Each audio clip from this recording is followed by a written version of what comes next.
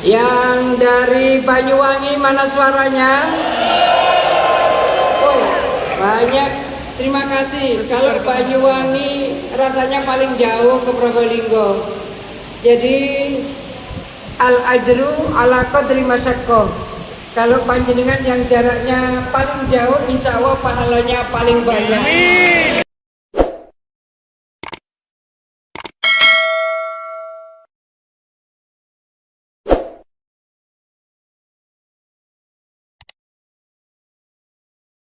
Assalamualaikum warahmatullahi wabarakatuh. Bismillahirrahmanirrahim. Alhamdulillah wa astaghfirullah. Wa la hawla wa la quwwata illa billah. Assalatu wassalamu ala rasulillah Sayyidina Muhammad ibni Abdillah. Amma ba'd. Yang kita hormati Bapak Kepala Dinas Pendidikan Provinsi Jawa Timur, Pak Dr. Aris Agung Paiwai. Mudah-mudahan seluruh prestasi pendidikan kita bisa terus kita jaga, kita tingkatkan, kita kembangkan. Prestasinya baik, anaknya berakhlak, berkarakter, ilmunya manfaat barokah. Amin. Amin, amin, Allah, amin. Yang juga PJ Wali Kota Batu. Hadir PJ Wali Kota Probolinggo, Bapak Dr. Nurholis. Panjang itu Betulnya? sekarang masih sekolah lagi di UNER, padahal sudah doktor, sudah master, sekolah lagi di Unhan. Bisa rasa proses pencarian ilmu ini harus dilakukan oleh kita semua, minal mahdi ilal lahdi. Mudah-mudahan ilmunya manfaat barokah. Pak Holis. Juga Pak Nanan, Kepala Bakorwil yang mewakili Pak PJ Gubernur Provinsi Jawa Timur, seluruh keluarga besar Dinas Pendidikan Provinsi Jawa Timur, keluarga besar Kota Probolinggo yang mewakili Pak Dandim, yang mewakili Pak Kapolres dan semuanya, seluruh MKKS, kepala sekolah, kepala cabang dinas, para bapak ibu guru, semuanya yang saya cintai, saya banggakan. Apa kabar semuanya? Yang dari Banyuwangi mana suaranya? Oh, banyak. Terima kasih. Kalau Banyuwangi rasanya paling jauh ke Probolinggo. Jadi al-ajru ala qadri masyaqqa. Kalau panjenengan yang jaraknya paling jauh, insya Allah pahalanya paling banyak. Amin. Boleh suara dari Situbondo? Terima kasih Situbondo.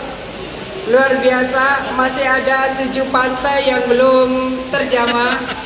Mudah-mudahan di daerah Merak bisa terus kita kembangkan. Telekomunikasinya mungkin baru 2 bulan lalu masuk, listriknya baru 4 bulan lalu masuk, dan jalan yang ditunggu masyarakat Pulau Merak selama 25 tahun baru tahun lalu bisa diselesaikan. Luar biasa Situbondo, salah satu daerah dengan keindahan-keindahan yang luar biasa, tapi memang membutuhkan pengembangan infrastruktur yang bisa berseiring dengan pengembangan dan potensi wisata yang ada di Banyuwangi. Luar biasa. Juga Bondowoso, apa kabar? Terima kasih.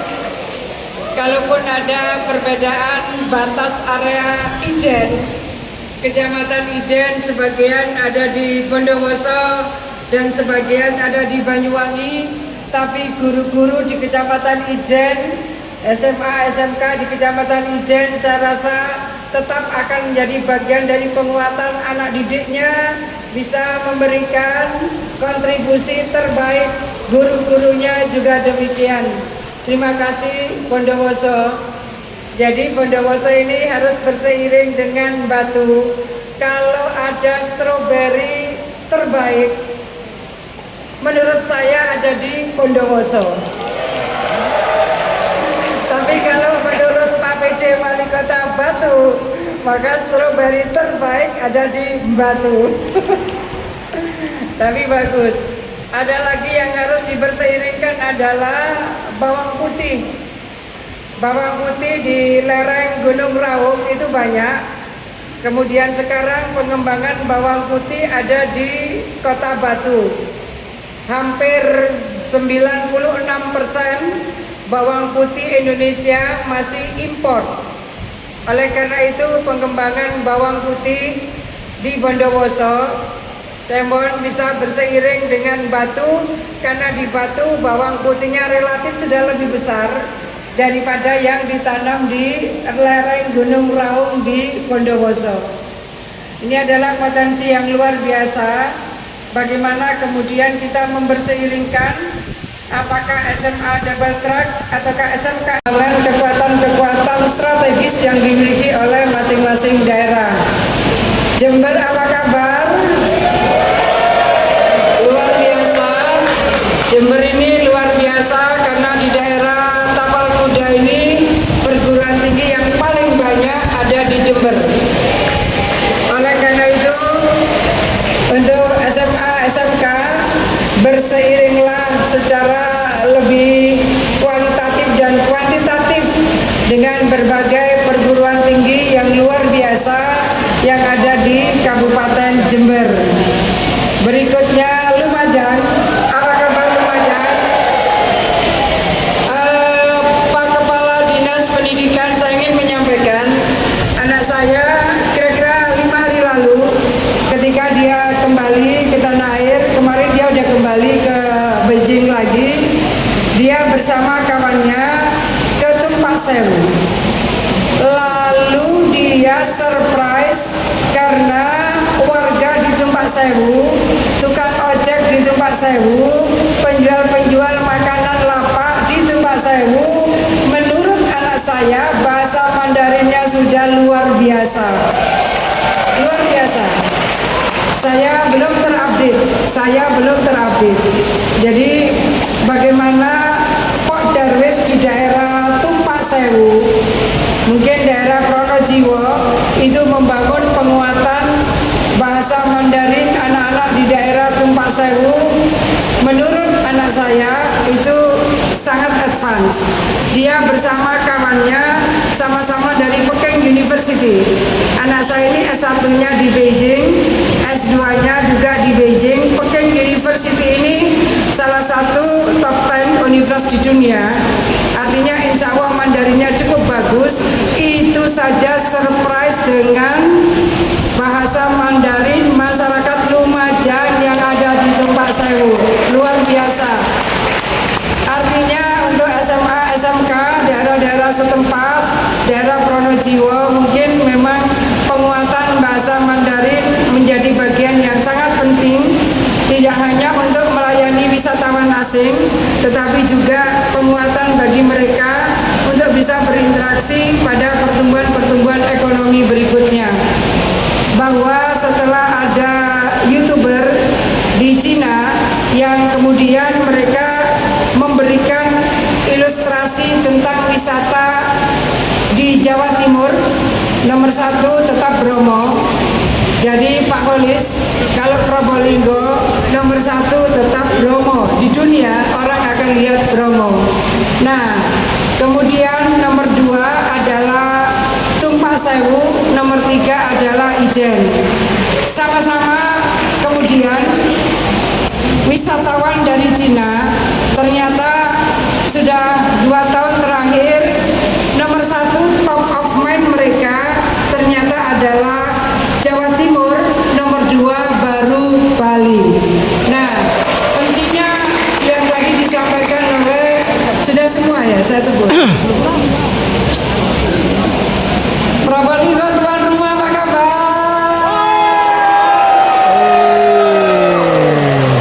Masya Allah, luar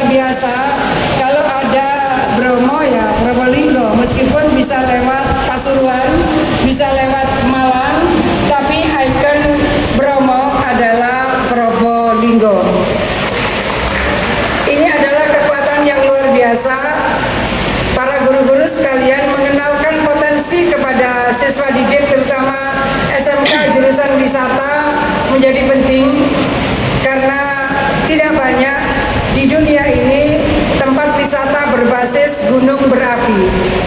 Jadi pantai banyak, negara-negara di dunia memiliki pantai banyak, tapi negara di dunia yang memiliki gunung berapi tidak banyak sebagai destinasi wisata. Maka akan banyak sekali wisatawan dari Cina ke Jawa Timur karena top of mind masyarakat Cina yang jumlah penduduknya mungkin 1,8 miliar, ternyata nomor 1 adalah Jawa Timur, baru nomor 2 Bali. Ini adalah sebuah potensi ekonomi, Pak PJ Wali Kota, potensi ekonomi yang luar biasa yang harus dikuatkan dengan infrastruktur terdekat. Jadi infrastruktur adalah PR kita. Saya sudah menyampaikan beberapa kawan di Jakarta, kawan-kawan di Surabaya, tolong bikin rumah makan yang lebih representatif di daerah Tumpak Sewu. Tolong bikin layanan kesehatan yang lebih representatif di daerah Tumpak Sewu. Karena wisatawannya banyak sekali. Nah, PR-PR seperti ini berseiring dengan SDM yang akan kita siapkan. Bapak Ibu sekalian, saya akan menyampaikan bagaimana sejarah halal bihalal. Kita kalau di Pemprov Jawa Timur pada saat HUT Pemprov 12 Oktober, maka sebelumnya kita akan melakukan ziarah ke makam Bung Karno. Pada saat ziarah ke makam Bung Karno, karena ini adalah ziarah resmi, maka dibacakan sejarah Bung Karno dan kemudian tiba-tiba di situ ada penjelasan sejarah halal bihalal. Saya ingin menyampaikan kepada kita semua bahwa tahun 47 berarti Indonesia baru 2 tahun merdeka. Bagaimana tokoh-tokoh penting di negeri ini saling merasa beliaulah paling benar. Dan kemudian terjadi perbedaan yang sangat tajam bagaimana mengawali kemerdekaan ini dengan berbagai program pembangunan yang lebih bisa menjaga kemerdekaan itu sendiri. Akhirnya Bung Karno datang ke Kiai Wahab Hasbullah.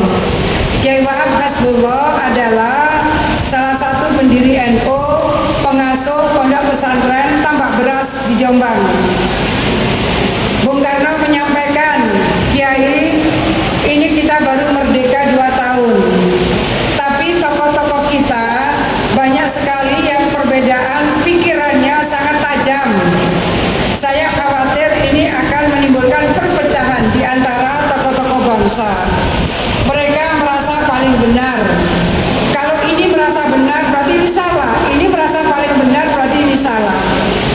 Lalu Bung Karno menyampaikan kepada Kiai Wahab Hasbullah, Kiai, bagaimana kalau kita bikin silaturahim nasional? Kata Kiai Wahab, begini, Pak Presiden, ini kan bulan puasa. Setelah ini masuk bulan Syawal. Kalau silaturahim sudah sering itu diucapkan bahasa silaturahim, maka saya usul bagaimana kita melakukan pertemuan nasional, tokoh-tokoh penting nasional kita undang di Istana Negara dan kita sebut pertemuannya adalah halal bihalal. Jadi halal bihalal, kalau kita ke Brunei tidak ketemu, kalau kita ke Malaysia tidak ketemu, apalagi kita ke Arab tidak ketemu. Kecuali orang Indonesia atau orang Malaysia atau orang Brunei yang pernah di Indonesia, mereka akan mengenal kalimat halal bihalal. Lalu Bung Karno tanya kepada Kiai Wahab Hasbullah, apa bedanya Kiai antara silaturahim dengan halal bihalal?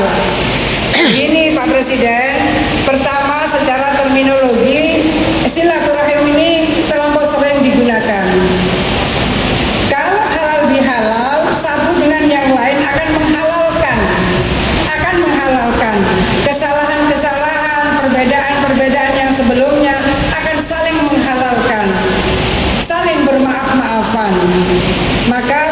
setuju sejak tahun 1948. Sejak tahun 1948, maka kemudian dikenallah terminologi halal bihalal. Kemudian itu dipakai seluruh area di Indonesia, bukan hanya yang beragama Islam, semua komunitas kemudian menggunakan kalimat halal bihalal, terutama pada saat bulan Syawal.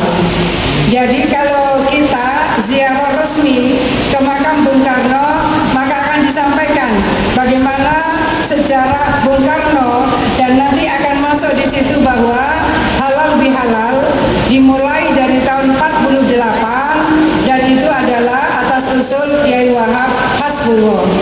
Maka kemudian sekarang kita melakukan halal bihalal. Lain lagi kalau di airport. Kalau di airport, baik itu di Juanda, airport baik itu di Suta, airport baik itu di Halim dan airport yang lain, halal bihalal tiap jam. Karena seringkali yang menyampaikan announcement dari pihak otorita bandara selalu mohon maaf pesawat terlambat. Mohon maaf pesawat terlambat. Jadi saya bilang kalau mau halal bihalal tiap hari datanglah ke airport, karena di airport selalu ada halal bihalal. Mereka ingin ada proses saling memaafkan di antara semua yang terkait dengan flight yang mungkin terbangnya telat dan seterusnya. Bapak Ibu sekalian yang saya hormati, kalau saya tadi menyampaikan betapa tokoh-tokoh penting di negeri ini tahun 47, 2 tahun setelah kemerdekaan, mereka ada suasana merasa paling benar bagaimana membawa perjalanan bangsa ini ke depan. Maka kemudian perbedaan itu seringkali tajam, dan oleh Presiden Soekarno waktu itu dikhawatirkan bahwa ini akan menjadikan perpecahan dan kemerdekaan yang baru 2 tahun itu dikhawatirkan akan terganggu. Apa kemudian signifikansinya pada pertemuan hari ini? Bapak Ibu sekalian yang saya hormati, sampaikan pesan kedamaian kepada murid-murid. Jangan bertengkar, jangan berkelahi. Ini mulai dari kelas masing-masing. Hari ini memberikan referensi jangan berkelahi, jangan bertengkar. Ayo yang rukun. Itu tidak cukup hanya dari dawuhnya para guru, arahan para guru, tetapi juga harus ada teladan dari para guru, antara guru A dengan guru B, antara guru dengan wali kelas, antara guru dengan kepala sekolah. Tolong dibangun harmoni. Kalau ada harmoni, maka yang akan diikuti oleh siswa-siswi kita juga adalah harmoni. Jadi halal bihalal yang kita lakukan ini adalah mempertemukan pikiran. Ada meeting of mind di antara kita, bahwa kita bersepakat membangun suasana hidup yang aman, membangun suasana hidup yang damai. Jadi kalau misalnya kita akan menukil salah satu ayat dari surah At-Tin, Wat-tini waz-zaitun, Wa-turi sinin, wa hadzal baladil amin, wa hadzal baladil amin. Dan ini adalah bagian yang harus kita wujudkan bersama. Bagaimana bersama-sama kita ingin membangun Indonesia yang aman, kita ingin membangun Jawa Timur yang aman, kita ingin membangun Probolinggo, Banyuwangi, Situbondo, Bondowoso, Jember, Lumajang yang aman. Suasana aman ini menjadi penting. Panjenengan tidak akan bisa bekerja kalau suasana tidak aman. Panjenengan tidak akan bisa beribadah dengan baik kalau sekolah misalnya tidak aman. Jadi suasana yang aman itu bagian yang sangat penting. Bagaimana kalau ini kan surah di dalam juz 30 yang kita sangat dekat dan sangat sering kita baca. Ada surah lain yang berdekatan dengan surah At-Tin, ada surah Quraisy. Bagaimana kemudian Allah memberikan referensi kepada kita semua kalau li'ila fi Quraisy ilafihim rihlatas syita'i was-shaif falyabudu rabb hadzal baitil ladzi at'amahum min ju'in wa amanahum min khauf. Saya akan mengambil wa amanahum min khauf. Mungkin bisa ditayangkan wa amanahum min khauf. Bagaimana bersama-sama kita mengajak seluruh pimpinan dari mulai RT, RW, lalu kepala desa, lurah, camat, bagaimana membangun suasana yang aman dan menjauhkan rakyat dari ketakutan. Wa amanahum min khauf. Jangan, bisa ditayangkan. Tidak boleh ada rasa takut. Apalagi Merdeka Belajar, Paris, Pak Kadis. Apalagi Merdeka Belajar. Kemerdekaan di dalam mengekspresikan seluruh energi positif, pikiran-pikiran genuine anak-anak, pikiran-pikiran extraordinary para guru, para kepala sekolah, para MKKS. Tidak boleh ada rasa takut yang membatasinya. Ini salah satu adalah, ini saya mohon maaf, alladzi at'amahum min ju', dan mereka memang jangan lapar, dan kemudian bagaimana mereka merasa aman dari ketakutan. Suasana di masing-masing kelas, maka bullying itu harus kita lakukan mitigasi bersama. Mitigasi anak yang sudah kena bully, anak yang kena persekusi, dia bisa takut. Oleh karena itu, suasana supaya nyaman dan aman bagi anak-anak untuk belajar, Bapak Ibu guru sekalian tidak boleh menganggap enteng. Bullying, persekusi akan sangat mempengaruhi psikologis anak, dan suatu saat memori itu bisa terpanggil kalau dia ketemu pola-pola yang sama. Oleh karena itu, bagaimana bersama-sama kita, jadi kalau kemarin ada program Pak Prabowo makan siang, mungkin yang anti program itu belum membaca ayat ini. Jadi pada dasarnya ayatnya adalah, ya kalau anak sekolah jangan lapar. Ini kita cerita karena forumnya adalah para guru. Dan kemudian bagaimana memberikan rasa aman. Jangan sampai anak itu merasa tidak aman, dan jangan sampai anak itu takut. Persekusi para bapak ibu guru, kemudian bullying, harus dibangun suasana seaman mungkin ketika mereka belajar di masing-masing kelas atau ketika mereka keluar kelas. Ada hal yang tadi disenandungkan, salawat asghir. Salawat asghir yang tadi disenandungkan, saya bilang sama Pak Kadis di Paris, ini adalah salawat yang diciptakan oleh cicitnya Rasulullah, Ja'far As-Shadiq. Ja'far As-Shadiq ini pada saat itu merasa bahwa Bani Umayyah seringkali mempersekusi suku-suku lain.